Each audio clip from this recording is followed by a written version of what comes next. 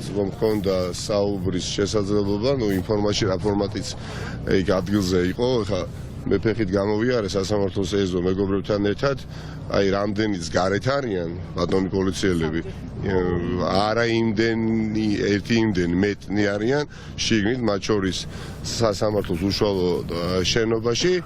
მწვენია, მართლაც მწვენია 2021 წელს ერთადერთი, რასაც მე ვხედავ თქვენთან ერთად, როდესაც ხელისუფლებაზე მიდგება საუბარი, ეს არის პოლიციური მოძალადეობრივი ჯგუფები. მეტი თითქოს ამ ქვეყანაში არც არაფერი არსებობს ხელისუფლების პასუხისმგებლობის სფეროს ფარგლებში. თითქოს არც ეკონომიკის სამინისტრო არსებობს, თითქოს არც სოფლის მეურნეობის სამინისტრო არსებობს, არც არაფერი რეალურად არ არსებობს, ეს არის რეალობა.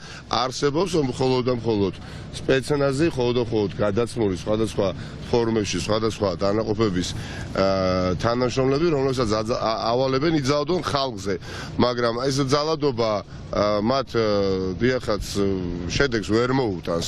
ჩვენი სიმტკიცით და ჩვენი სიმრავლით გავიმარჯვებთ და სიმტკიცით გავიმარჯვებთ უახლოეს პერიოდში. მე მithქვამს, არავის არ ვამხნევებ, ისიც მჯერა იმას ვსაუბრობ მუდმივად, როგორც არასოდეს ვარ დარწმუნებული, რომ აი ესეთი მიზანმიმართული, დისციპლინირებული, ორგანიზებული ბრძოლა, რომელსაც ოპოზიცია საზოგადოებრივ ჯგუფებთან ერთად აწარმოებს რეჟიმის წინააღმდეგ, დასრულდება ამ ქვეყნის მომავლის სასარგებლოდ და გამარჯვებით სახელმწიფოსი და სახელმწიფო დიახაც უნდა იყოს სახელმწიფო და არა უბრალოდ ტერიტორია. დღეს ჩვენ გვაქვს ტერიტორია და თვითმარქვია ხელისუფლება, თვითმარქვია მერებით, რომლებსაც საერთოდ არ აინტერესებს საქართველოს მოქალაქის ბედი, არ აინტერესებს სახლში აქვს სურსათსანოვაგე, აქვს შემოსავალი, არ აქვს სამუშაო ადგილი, ეს ყველაფერი უბრალოდ არ აინტერესებს, გესმით?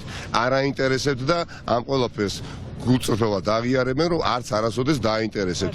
ამიტომ ბრძოლა უნდა იყოს ძალიან მწვავე, არაძალადობრივი, მაგრამ ამ პროცესში უნდა ხშირად ძალიან ჭკუითაც ვაჯობოთ რეჟიმს.